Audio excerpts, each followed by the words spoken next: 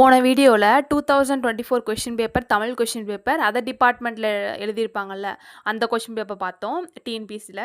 இது பார்த்திங்கன்னா அதுலேருந்து 1லேருந்து 50 வரைக்கும் கொஷின் பார்த்தோம். இதில் என்னென்னா 50லேருந்து 100 வரைக்கும் கொஷின் பார்ப்போம். 50 கொஷின்ஸ் பார்ப்போம். இதில் வந்து ஃபுல்லாக ஆன்சர் அந்த மாதிரி ஃபுல்லாக டீட்டெயில்டாக பார்ப்போம். ஸோ ஸ்கிப் பண்ணாமல் ஃபுல்லாக பாருங்கள்.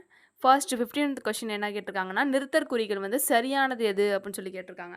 இதில் பார்த்தீங்கன்னா கடல் முத்தினையும் அமிழ்தினையும் தருகிறது அப்படின்னு சொல்லியிருக்கா. இதில் கடல் பக்கத்தில் கமா வந்திருக்கு, அதே மாதிரி முத்தினையும் சொல்லிட்டு கமா வந்திருக்கு.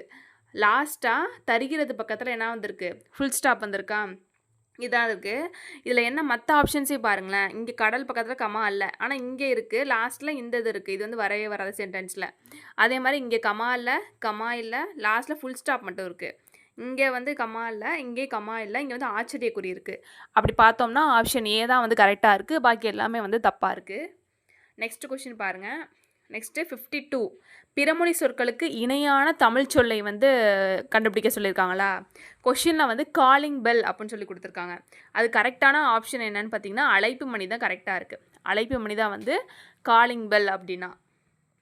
நெக்ஸ்ட்டு 53 பாருங்கள். பிறமொழி சொல்லுக்கு இணையான தமிழ் சொல்லை கண்டுபிடி அப்படின்னு சொல்லி கேட்டிருக்காங்களா. இதில் என்னென்னா, இதே எக்ஸ்பெரிமெண்ட்டை ரிப்பீட் செய்து ஆன்சரை கண்டுபிடியுங்கள் அப்படின்னு சொல்லி கொஷின் இருக்குது. அதில் இருக்கிற அந்த இங்கிலீஷ் வேர்டு வந்து நம்ம வந்து தமிழில் வந்து மாற்றணும்.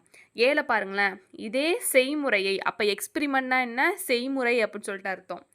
ரிப்பீட் அப்படின்னா மீண்டும், ரிப்பீட் அப்படின்னா என்ன, மீண்டும் செய்து விடையை கண்டுபிடியுங்கள். அப்போ ஆன்சர் அப்படின்னா என்ன, விடை அப்படின்ட்டு. அப்போ ஆப்ஷன் ஏ தான் கரெக்டாக இருக்குது. இதே செய்முறையை மீண்டும் செய்து விடையை கண்டுபிடியுங்கள் அப்படிங்கிறது தான் கரெக்டாக இருக்குது. நெக்ஸ்ட் கொஷின் பாருங்கள். 54 என்ன கொடுத்துருக்காங்க பாருங்கள். விடை வகைகள் அப்படின்னு சொல்லி கொடுத்துட்டு, இது செய்வாயா என்று வினவிய போது நீயே செய் என்று ஏவி கூறுவது என்ன அப்படின்னு சொல்லி கேட்டிருக்காங்க. நீயே செய், அது எப்படி இருக்குது, ஏவலாக தானே இருக்குது. அப்போ ஏவல் தான் கரெக்டான ஆன்சர். மற்ற கொஷினை பாருங்களேன். உற்றது உரைத்தல் அப்படின்னு சொல்லியிருக்குல்ல.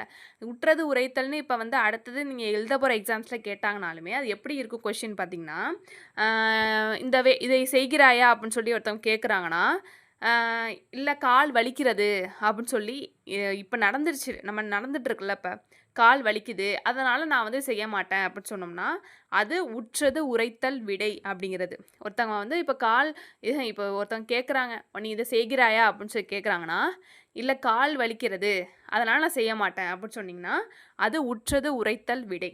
இதே ஆப்ஷன் சி பாருங்கள். உருவது கூறல் விடைன்னு சொல்லி கேட்டிருக்காங்களா. இதே மாதிரி தான். இப்போ இதை செய்கிறாயா அப்படின்னு கேட்டால், இல்லை கால் வலிக்கும், இனிமே வலிக்க போகிறத சொல்கிறது, இனிமே எனக்கு வலிக்க போகுது அதனால் நான் செய்ய மாட்டேன் அப்படின்னு சொல்கிறது தான் வந்து உருவது கூறல் அப்படிங்கிறது. ஓகேவா. நெக்ஸ்ட்டு டி பாருங்கள். நேர் விடை அப்படின்ட்டுருக்கா. இதுக்கு என்னென்னா, இதை செய்வாயா அப்படின்னு சொன்னால் எதுவுமே சொல்லாமல் செய்கிறேன் அப்படின்னு சொன்னோம்னா அதுதான் நேர்விடை. இதே மறைவிடை அப்படின்னு சொல்லிட்டு இருக்குது. அது என்னென்னா, இதை செய்கிறாயா அப்படின்னு சொன்னாங்கன்னா செய்ய மாட்டேன்னு சொல்லிட்டு மறுக்கிறாங்கன்னு வச்சுக்கோங்களேன், அதை வந்து மறைவிடை அப்படின்னு சொல்லுவாங்க. இதே இதை செய்கிறாயா அப்படின்னு சொன்னால் செய்வேன் அப்படின்னு சொல்கிறாங்களே, இதுதான் வந்து நேர்விடை அப்படிங்கிறது. நெக்ஸ்ட் 55 பாருங்கள். நிறுத்தற்குறிகளை அறிதல். இதில் வந்து நிறையா நிறுத்தற்குறிகள் கேட்டிருக்காங்க பாருங்கள், அதனால் அதை வந்து நல்லா கவனிச்சுக்கோங்க. இதில் என்ன கேட்டிருக்காங்க, கலாம் ஐயாவை காண்பதா எப்படி. இதில் வந்து காண்பதா அப்படிங்கிறதுல ஒரு ஆச்சரியக்குறி, நம்ம வந்து ஒரு ஷாக்கிங்காக கேட்குறோம்ல, கலாம் ஐயாவை காண்பதா எப்படி அப்படின்னு சொல்கிறோம்ல, அந்த எப்படி பக்கத்தில் கொஷின் மார்க் வரணும், ஏன்னா அது கொஷின் மாதிரி. இதே வந்து கலாம் ஐயாவை காண்பதா அப்படின்னு சொல்லிட்டு ஒரு ஆச்சரியமாக கேட்குறதுனால அங்கே வந்து ஒரு உணர்ச்சிக்குறி வரணும். ஸோ வந்து ஆப்ஷன் டி தான் வந்து கரெக்டாக இருக்குதுக்கு. நெக்ஸ்ட்டு 56 பாருங்கள். அலுவல் சார்ந்த சொற்கள் அப்படின்னு சொல்லி கொடுத்துருக்காங்க. கலைச்சொல் கண்டுபிடிக்கணும். இதில் வந்து மார்ஃபம் அப்படின்னு சொல்லிட்டு என்ன கொடுத்துருக்காங்க, கொஷினில் கொடுத்துருக்காங்க. அதுக்கு ஆன்சர் பார்த்தீங்கன்னா உருபன் அப்படின்னு வரும். மார்ஃபன் அப்படின்னா என்ன, உருபன் அப்படின்னு சொல்லிட்டு வரும். ஓகேவா. இதில் வந்து ஒளியன் அப்படின்னா என்னென்னா, இந்த ஆப்ஷன் உள்ளதே பார்ப்போம். ஒளியன் அப்படின்னா என்னது, ஃபோனம் அப்படின்னு சொல்லிட்டு வரும். ஒளியன்னா என்ன, ஃபோனம் அப்படின்னு சொல்லிட்டு வரும். இதே வந்து ஒப்பிலக்கணம் அப்படின்னா கம்பேரிட்டிவ் கிராமர் அப்படின்னு சொல்லிட்டு வரும். ஒப்பிலக்கணம்னா என்ன, கம்பேரிட்டிவ் கிராமர் அப்படின்னு சொல்லிட்டு வரும். சி ஆப்ஷன் பாருங்கள். பேரகராதி அப்படின்னு சொல்லி கொடுத்துருக்கா. அதுக்கு வந்து லெக்சிக்கன் அப்படின்னு அர்த்தம். பேரகராதின்னா என்ன, லெக்சிக்கன். இதே வந்து லெக்சிகோகிராஃபர் அப்படின்னா இருக்குது. அது வந்து அது வந்து இந்த பேரகராதிலே வந்து ரொம்ப திறமை வாய்ந்தவங்களாக இருப்பாங்கல்ல, அதுதான் வந்து லெக்சிகோகிராஃபர் அப்படின்னு சொல்லுவாங்க. பேரகராதி அப்படின்னா லெக்சிக்கன் அர்த்தம். நெக்ஸ்ட்டு 57 பாருங்கள், தவறான இணையை தேர்ந்தெடுக அப்படின்னு சொல்லி கேட்டிருக்காங்களா. இதில் வந்து டாக்குமெண்ட் மட்டும் தான் தப்பாக இருக்குது. டாக்குமெண்ட்னா ஆவணம்னு சொல்லிட்டு வரணும். டாக்குமெண்ட்னா என்ன, ஆவணம்னு சொல்லி வரணும். பணம்னு இருக்குது. பணம்னா என்ன, மணி. மணி தான் வந்து பணம்னு வரும். ஃபஸ்ட்டு கன்சுலேட்னு கொடுத்துருக்காங்க. கன்சுலேட்னா என்ன, துணை தூதரகம். இது கரெக்டாக தான் இருக்குது. கன்சுலேட்னா என்ன, துணை தூதரகம் அப்படின்னு சொல்லிட்டு வரும். இதே பேட்டன்ட் அப்படின்னா என்னென்னா காப்புரிமை அப்படின்னு அர்த்தம். பேட்டன்ட்னா என்ன, காப்புரிமை அப்படின்னு சொல்லிட்டு அர்த்தம். லாஸ்ட்டாக கில்டு அப்படின்னு இருக்கா. கில்டுனா என்னென்னா வணிகக்குழு. கில்டுனா என்ன, வணிகக்குழு அப்படின்னு சொல்லிட்டு அர்த்தம். நெக்ஸ்ட்டு 58 வந்து உவமைகளால் விளக்கப்பெறும் பொருள்களுள் பொருந்தாதது எது, எது வந்து தப்பாக இருக்குது அப்படின்னு சொல்லி கேட்டிருக்காங்க. பாருங்களேன், விழலுக்கு இறைத்த நீர் போல அப்படின்னு சொல்லிருக்கா. விழலுக்கு இறைத்த நீர் போலனா ஒன்றும் இல்லை, ஒரு பயன்படாத இடத்துல வந்து நீர் இறைச்சோம்னா என்ன, அது எதுக்குமே யூஸ் ஆகாதுல்ல, அதுதான் வந்து விழலுக்கு இறைத்த நீர் போல. அதாவது ஒரு நல்லா செடி வளர்கிற இடத்த தண்ணி விட்டால் அது வந்து ஹெல்ப்ஃபுல்லு. இதே வந்து எதுவுமே இல்லாமல் கலர் நிலமாக இருக்குது, அதில் போய் நீர் விட்டால் எதுக்குமே ஹெல்ப் இல்லைல்ல, அதுதான் வந்து விழலுக்கு இறைத்த நீர் போல அப்படின்னு சொல்லிட்டு அர்த்தம். அதுக்கு ஆன்சர் என்ன கொடுத்துருக்காங்க பாருங்கள், பயனுள்ள செயல்னு சொல்லி கொடுத்துருக்காங்க. பயனுள்ள செயல்னு வராது, பயனற்ற செயல். பயனற்ற செயல்னு வந்துச்சுன்னா தான் அது விழலுக்கு இறைத்த நீர் போல அப்படின்னு சொல்லிட்டு அர்த்தம். இதில் மற்ற ஆப்ஷன் பார்த்துருவோம். பீனா வந்து பசுமரத்தாணி போலன்னு சொல்லியிருக்கா. பசுமரத்தாணி போலனா என்னென்னா எளிதில் மனதில் பதிதல். ஒரு விஷயம் வந்து ஈஸியாக நம்ம மனசில் பதியுது அப்படின்னா அதுதான் வந்து பசுமரத்தாணி போல அப்படின்னு சொல்லுவாங்க. இதே அடுத்தது பாருங்கள், உடலும் உயிரும் போல அப்படின்னா மனமொத்த நட்பு.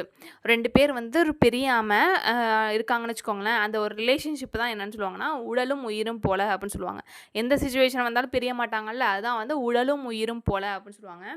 கிணற்று தவளை போல அப்படின்னா உலகம் அறியாமை. இந்த உலகமே அறியாமல் சின்ன பிள்ளைத்தனமாக இருக்கேடா அப்படின்னு சொல்லிட்டுலாம் கலாய்க்கிறதுக்கு சொல்லுவோம்ல, அதுதான் வந்து கிணற்று தவளை போல அப்படிங்கிறது. நெக்ஸ்ட்டு பாருங்கள், எலி. இது வந்து ஓமையால் விளக்கப்பெறும் பொருத்தமான பொருளை தேர்ந்தெடுக்கன்னு சொல்லிட்டு எலியும் பூனையும் போல அப்படின்னு சொல்லிட்டாங்க. ஒரு இடத்துல வந்து எலியும் பூனையும் இருந்தால் என்ன பண்ணும், அடிச்சுக்குமா, அப்போ வந்து பகைமை. இதான் ஆன்சர். எவ்வகை வினான்னு சொல்லிட்டு கவிதா உரை படித்தாள்னு சொல்லி கொடுத்துருக்காங்களா. கவிதா உரை படித்தாள், இது வந்து செய்வினை. இதே வந்து கவிதா உரை படித்தாளுங்கிறத இப்படி மாற்றி பாருங்க, உரை கவிதாவால் படிக்கப்பட்டது அப்படின்னு சொல்லியிருக்குன்னு வச்சுக்கோங்களேன். அது என்ன சென்டென்ஸ் அப்படின்னா செய்யபாட்டு வினை. கவிதா உரை படித்தாள்னா செய்வினை, உரை கவிதாவால் படிக்கப்பட்டது அப்படின்னா செய்யபாட்டு வினையில் வரும். 61 வந்து எவ்வகை வாக்கியம், பிறவினை வாக்கியத்தை தேர்ந்தெடுக அப்படின்னு சொன்னாங்க.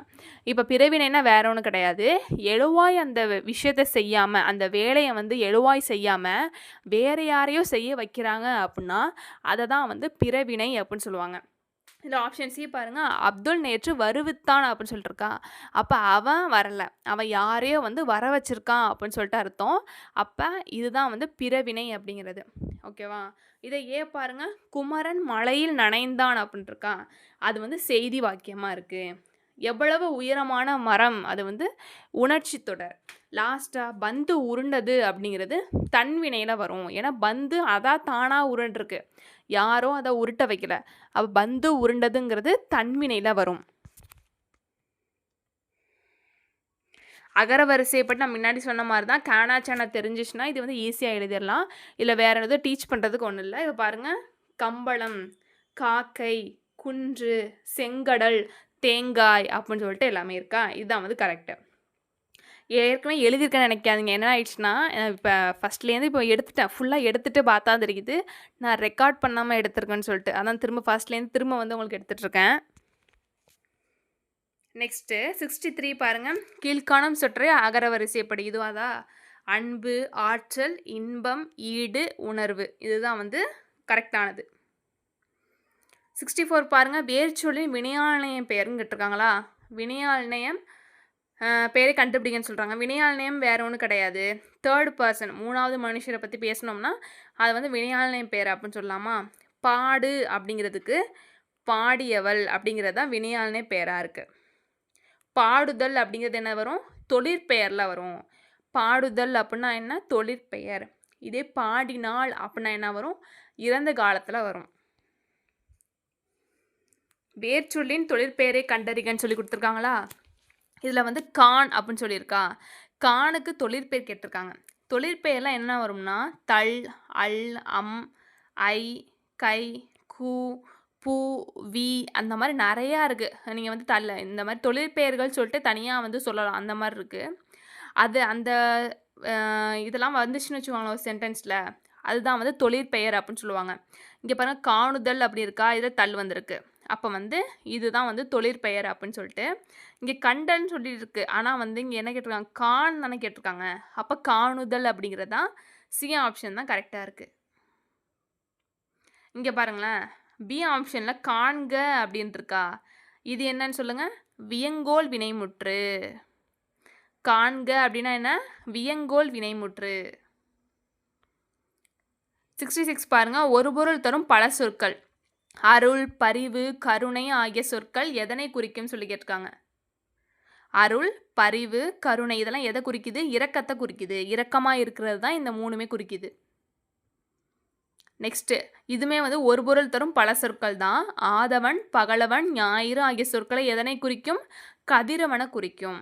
இது மூணுமே ஆதவன், பகலவன், ஞாயிறு மூணுமே கதிரவனை குறிக்கக்கூடியது.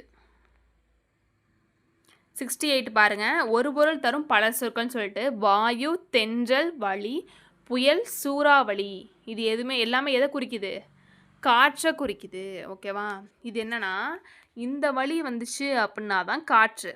இதே இந்த வழி வந்துச்சுன்னா கன்ஃபியூஸ் ஆயிரும். அதனால பார்த்துக்கோங்க, இந்த லீ வரணும், அப்போ தான் இது வந்து காற்று அப்படின்னு சொல்லிட்டு அர்த்தம். இது பாருங்க, ஒளி ஒளி வேறுபாடு. இப்போ கொடு கோடு அப்படின்னு சொல்லியிருக்கா. இதில் வந்து சரியானது கேட்டிருக்காங்க. வேறுபாடு அறிந்து ஒளி மற்றும் பொருள் வேறுபாடு அறிந்து சரியான இணையை தெரிவு செய்யுங்கன்னு சொல்லிட்டு கொடு கோடு அப்படின்னு சொல்லிட்டு இருக்கா. இதில் வந்து கொடு அப்படின்னா கொடுத்தல், இதே கோடு அப்படின்னா நேராக வரைதல். 70 பாருங்க, சந்திப்பிழையற்ற வாக்கியங்களை கண்டறிகன்னு சொல்லி கொடுத்துருக்காங்களா. வாடை காற்று வீசியது, இங்கே இக்கு வந்திருக்கா, அப்போ இது கரெக்டு. இங்கே இக்கு வரலை, அப்போ இது தப்பு.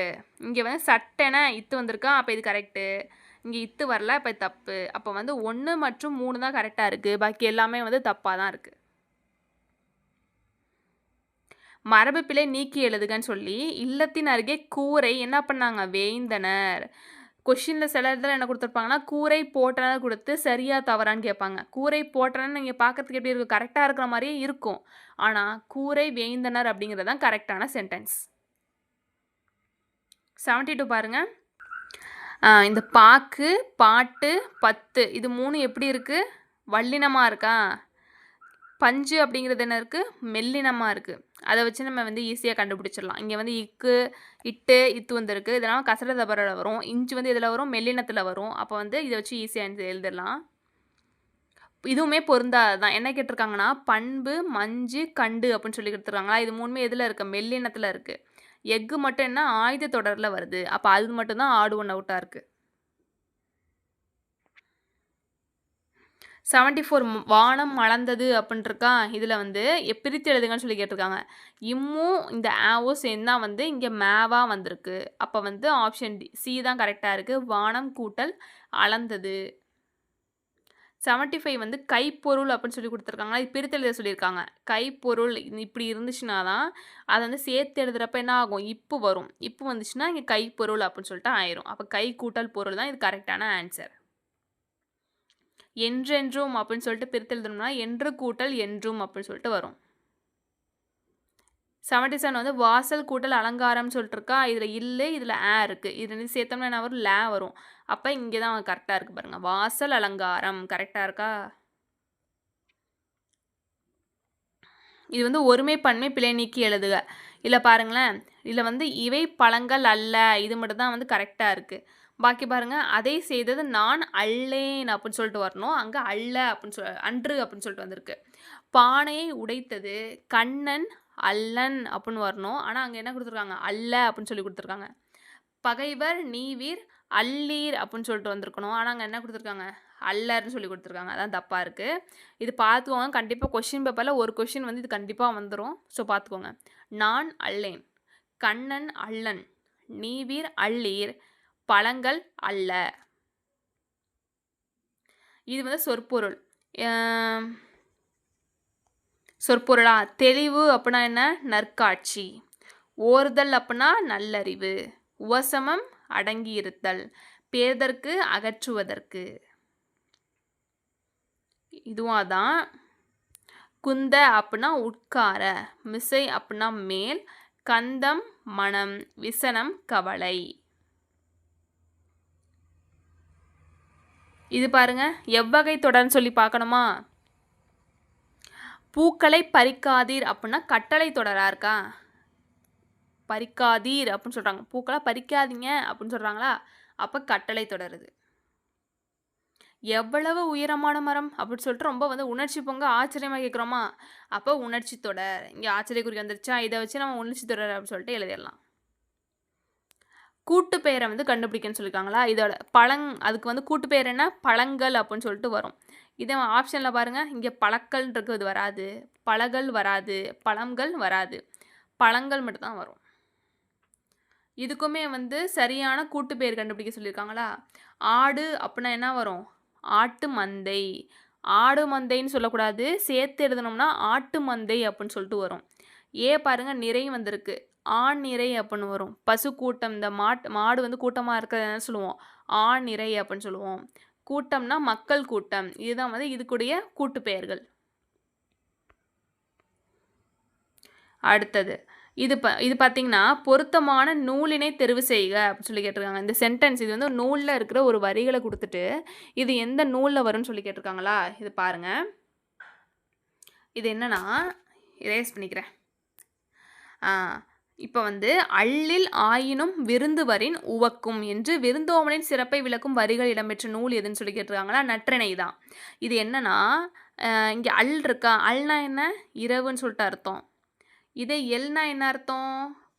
பகல் அப்படின்னு சொல்லிட்டு அர்த்தம். இந்த மீனிங் கூட நீங்கள் நோட் பண்ணி வச்சுக்கலாம். அல்னா இரவு, எல்னா பகல். இந்த சென்டென்ஸ் என்ன சொல்லுதுன்னா, அள்ளின் ஆயினும் விருந்துவரின் உவக்கும் அப்படின்னா இரவு நேரத்தில் விருந்தினர் வந்தால் கூட அவங்கள வந்து நல்லபடியாக உபசரிக்கணும் அப்படிங்கிறது தான் இது சொல்லுது. அள்ளின் ஆயினும் விருந்துவரின் உவக்கும் அப்படிங்கிறது. ஓகேவா? இது வந்து எந்த நூலில் இருக்குது? நற்றிணையில் இருக்குது. கலைச்சொற்கள் சொல்லி கேட்டிருக்காங்களா? சலைன் சாயில் அப்படிங்கிறது அதுக்கான தமிழ் சொல் என்னன்னு பார்த்தீங்கன்னா கலர் நிலம். சலைன் சாயில் அப்படின்னா என்ன? கலர் நிலம். நெக்ஸ்ட்டு கலைச்சொற்கள் ஏன்ஷியன்ட் லிட்ரேச்சர்னு சொல்லியிருக்காங்க. இதுக்கு தமிழில் என்னென்னா பண்டைய இலக்கியம். டி ஆப்ஷன் தான், பண்டைய இலக்கியம் அப்படின்னு சொல்லிட்டு வரும். இதே வந்து பக்தி இலக்கியம் அப்படின்னு சொல்லிட்டு பி ஆப்ஷனில் இருக்கா, இது வந்து டிவோஷனல் லிட்ரேச்சர்னு சொல்லிட்டு வரும். நாட்டுப்புற இலக்கியம் சொல்லிட்டு இருக்கா, இது வந்து ஃபோக் லிட்ரேச்சர் அப்படின்னு சொல்லிட்டு வரும். இங்கே இருப்பாங்க ஸ்பெல்லிங், ஃபோக் லிட்ரேச்சர் அப்படின்னு சொல்லிட்டு வரும். இதே செவ்விலக்கியம் அப்படின்னா கிளாசிக்கல் லிட்ரேச்சர் அப்படின்னு சொல்லிட்டு வரும். செவ்விலக்கியம்னா என்ன? கிளாசிக்கல் லிட்ரேச்சர் அப்படின்னு சொல்லிட்டு வரும். அடுத்தது கலைச்சொற்கள் தான் கேட்டிருக்காங்க. ஆனால் இங்கே வந்து என்ன கேட்டிருக்காங்க? சரியானது எது தேர்ந்தெடுக்க சொல்லியிருக்காங்க. இதில் பாருங்களேன், இதில் டவுன்லோட் பதிவிறக்கம் மட்டும்தான் கரெக்டாக இருக்குது. பாக்கி எல்லாமே வந்து தப்பாக இருக்குது. என்னென்னா, மிசைலுக்கு வந்து ஏவுகணை வரணும். மிசைல்னா ஏவுகணை. இதே லான்ச் வெஹிக்கிள் அப்படின்னா ஏவ ஊர்தி. லான்ச் வெஹிக்கிள்னா ஏவ ஊர்தி. இதே நாட்டிக்கல் மைல்னா கடல் மைல். நாட்டிக்கல் மைல்னா என்ன? கடல் மைல். அதுக்குள்ளே அந்த கொஷினுக்குள்ளே தான் ஆன்சரே இருக்குது. ஆனால் எப்படி கொடுத்துருக்காங்க? மாற்றி மாற்றி கொடுத்துருக்காங்க. இந்த மாதிரி கேட்பாங்க. ஸோ இதில் எதுவுமே மட்டும் கரெக்டாக இருக்குது. டவுன்லோட் பதிவிறக்கம் மட்டும் கரெக்டாக இருக்குது. பாக்கி எல்லாமே தப்பாக இருக்குது. அது தப்பானதையும் நம்ம பார்த்துட்டோம். ஓகே, 89 பாருங்கள். இருபொருள் தருக. அலை அப்படிங்கிறதுக்கு இருபொருள் என்னென்னா, கடல் அலைக்கும் இந்த அலை தான் வரும். அதே மாதிரி அலைந்து தெரிதல், ரொம்ப அலைஞ்சு தெரிஞ்சிட்டப்பா அப்படின்னு சொல்லுவாங்கள்ல, அந்த அலைந்து தெரிதலுக்கும் இந்த அலை தான் வரும். இருபொருள் தருக, இதுவுமே 6 கேட்டிருக்காங்க. ஒரு இந்த நதி சொல்லுவோம்ல, அதுக்குமே இந்த ரூ தான் வரும். அதே மாதிரி எண் 6ஆம் நம்பர் அப்படின்னு சொல்லுவோமா, அதுக்குமே இந்த 6 தான் வரும். நெக்ஸ்ட்டு 91 மரபு பிழையற்ற தொடரை தேர்கன்னு சொல்லியிருக்காங்க. சேவல் கூவும், அது மட்டும் தான் கரெக்டாக இருக்குது. பாக்கியெல்லாம் தப்பாக இருக்குது. என்னென்னு பார்ப்போமா? புறா குணுகும், ஆனால் இங்கே கொக்கரிக்கும் சொல்லி கொடுத்துருக்காங்க. புறாங்கிறது குணுகும். கோழி அப்படிங்கிறது தான் கொக்கரிக்கும். புறா வந்து குணுகும், கோழி மட்டும்தான் என்ன பண்ணும்? கொக்கரிக்கும். நெக்ஸ்ட்டு சரியான இணைப்பு தொடர் வந்து இணைப்பு சொல் வந்து எதுன்னு சொல்லி கேட்டிருக்காங்களா? இங்கே பாருங்கள். காற்றே வா, உன்னை பாடாமல் இருக்க முடியாது டேஷ் பாட்டின் மூல ஊற்றே நீதான். விடுபட்ட இணைப்பு சொல்லி தேர்வு செய்கன்னு சொல்லி கேட்டிருக்காங்க. என்ன வரும்? ஏனெனில் அது போட்டு பாருங்களேன். காற்றே வா உன்னை பாடாமல் இருக்க முடியாது. ஏனெனில் பாட்டின் மூல ஊற்றே நீதான் அப்படின்னு சொல்லியிருக்கா. இதான் வந்து கரெக்டாக இருக்குது. இப்போ உங்களுக்கான ஒரு கொஷின். இங்கே காற்றே வா அப்படின்னு சொல்லியிருக்கா. இது வந்து என்னா தொடர் அப்படின்னு சொல்லிட்டு கமெண்ட்ஸில் போடுங்க. என்னா தொடர் செய்தி வாக்கியமா அந்த மாதிரி இருக்கும்ல, அது வந்து காற்றே வா அப்படிங்கிறது என்னன்னு சொல்லிட்டு கமெண்ட்ஸில் போடுங்க. இதுக்கு கொஷின்லேயே வந்து ஆன்சர் இருக்குது. 93 பாருங்கள். 93ல் வந்து நிறுத்தற் குறிகளை சரியானது கேட்டிருக்காங்களா? ஆ யாரது சாலையோரம் படுத்து கிடப்பது அப்படின்னு சொல்லி கேட்டிருக்காங்களா? ஆ பக்கத்தை கண்டிப்பாக ஆச்சரியக்குறி வரணும். அதை வச்சு ஈஸியாக ஆன்சர் பண்ணிடலாம். ஏன்னா பாக்கி எதுக்குமே வந்து ஆச்சரியக்குறியே இல்லை.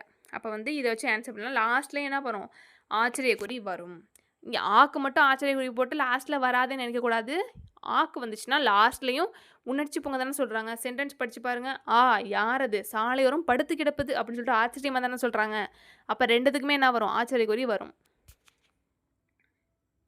94 பாருங்கள். ஊர் பெயர்களின் மருவை கண்டுபிடிக்க. இது பாருங்கள். இது என்ன விஷயம் அப்படின்னா, புதுக்கோட்டை அப்படிங்கிறது புதுகை, இதே புதுச்சேரி அப்படிங்கிறது புதுவை அப்படின்னு சொல்லிட்டு வரும். இப்போ புதுகையும் புதுவையும் கன்ஃபியூஸ் ஆகும். அதான் என்ன சொல்கிறேன்னா, புதுக்கோட்டையில் இங்கே என்ன இருக்குது? கோ இருக்கா? கோ வந்து க வரிசையா? அப்போ புதுகையில் என்ன இருக்குது? க வரிசை இருக்கா? அப்போ புதுக்கோட்டை அப்படின்னா புதுகை அதே வரிசையில் தான் வரும். மிச்சம் உள்ளதை வந்து புதுச்சேரிக்கு போட்டுருங்க. புதுச்சேரினா புதுவை அப்படின்னு சொல்லிட்டு வச்சுக்கலாம். புதுக்கோட்டை அப்படின்னா புதுகை, புதுச்சேரி அப்படின்னா புதுவை. இதுவுமே வந்து ஊர் பெயரோட மருவு கேட்டிருக்காங்க. திருநெல்வேலி அப்படின்னா அதோட மருவு என்ன? நெல்லை. நெக்ஸ்ட்டு முன்னாடி பார்த்து திரும்ப கேட்டிருக்காங்க பாருங்கள். புதுச்சேரிக்கு ஊர் பெயர் என்ன? புதுவை. புதுவை தான் கரெக்டாக இருக்குது. நெக்ஸ்ட்டு மாடுகள் இப்பொழுது புல் மேய்கின்றன. இது வந்து பொருத்தமான காலத்தை சுட்டுகன்னு சொல்லி கேட்டிருக்காங்களா? இது நிகழ்காலம். இப்போ தானே மாடு புல் மேய்ஞ்சிட்டு இருக்குன்னு சொல்கிறாங்க சென்டென்ஸில். அப்போ இது நிகழ்காலம், இப்போ நடந்து கொண்டு இருக்குது. நெக்ஸ்ட்டு பொருத்தமான காலத்தை இது பண்ணுங்கன்னு சொல்கிறாங்களா? பாருங்கள். கண்ணன் பாடுகிறான். இது நிகழ்காலம், பாடிட்டு இருக்கான், இப்போ பாடிட்டு இருக்கான். அப்போ வந்து நிகழ்காலம் கரெக்டாக இருக்குது. பி பாருங்க. மாணவி எழுகிறாள். எழுகிறாள்னா இப்போ பண்ணிட்டு இருக்கா, இப்போ எழுந்துட்டு இருக்கா. அப்போ வந்து இறந்த காலம் வராது, நிகழ்காலம் வரும். வளவன் சாப்பிட்டான். சாப்பிட்டானா சாப்பிட்டு முடிச்சிட்டான்னு அர்த்தம். அப்போ இறந்த காலத்தில் வரும், எதிர்காலம் வராது. குமுதா கடைக்கு போனாள் இருக்கான். போனாள் அப்படிங்கிறது என்ன? முடிஞ்சிடுச்சு, அவள் போயிட்டு வந்துட்டா. போனாள் அப்படிங்கிறது இறந்த காலம், இங்கே எதிர்காலம் சொல்லி இருக்குது. அதனால் இதுவும் தப்பாக இருக்குது. 99 பாருங்கள். பொருத்தமான காலத்தை எடுத்து எழுதுக. சரியான இணையை தேர்வு செய்க. கண்ணன் படித்தான் அப்படிங்கிறது என்ன? இறந்த காலம், கரெக்டாக இருக்குது. ஏன்னா படித்து முடிச்சுட்டா இறந்த காலம். பூவிழி கோலம் வரைகிறாள். இது வந்து நிகழ்காலத்தில் வரும். இங்கே என்ன கொடுத்துருக்காங்க? எதிர்காலம் சொல்லி கொடுத்துருக்காங்க, தப்பு. ஊட்டமிகு உணவு உண்பார். இது வந்து நிகழ்காலம் சொல்லி கொடுத்துருக்காங்க. உண்பார்னா என்ன? அவர் வந்து உண்பார், இனிமேல் தான் உண்ண போகிறா. அப்போ என்ன வரும்? எதிர்காலத்தில் வரும். பொது அறிவு நூல்களை தேடி படிக்கின்றனர். இது என்ன வரும்? எதிர்காலம் இல்லை, நிகழ்காலம். ஓகேவா? லாஸ்ட் பட் நாட் லீஸ்ட் மாதிரி 10th பேச்சு வழக்கு எழுத்து வழக்கு அப்படின்னு சொல்லிட்டு கொடுத்துட்டு நீத்துப்பாகம் குடிக்கவா அப்படின்னு சொல்லி கொஷினில் இருக்குது. இதுக்கான எழுத்து வழக்கு என்ன அப்படின்னா மேல் கஞ்சி குடிக்கவா அப்படிங்கிறது அர்த்தம். மேல் கஞ்சி குடிக்கவா. அப்போ நீத்துப்பாகம்னா என்ன அர்த்தம்? மேல் கஞ்சி அப்படின்னு சொல்லிட்டு அர்த்தம். நீத்துப்பாகம்னா மேல் கஞ்சி அப்படின்னு சொல்லிட்டு அர்த்தம். ஓகே ஃப்ரெண்ட்ஸ், இது வரைக்கும் இந்த ஃபுல் வீடியோ தமிழில் முடிச்சாச்சு. நெக்ஸ்ட்டு வந்து இதில் வந்து ஜிஎஸ் கொஷின்ஸ் போடுவாங்கள்ல, ஜென்ரல் நாலேஜ், இந்த ஜென்ரல் சயின்ஸ்லாம் இருக்கும்ல, அதை வந்து நெக்ஸ்ட் வீடியோவில் போடுறேன். தேங்க்யூ ஃபார் வாட்சிங்.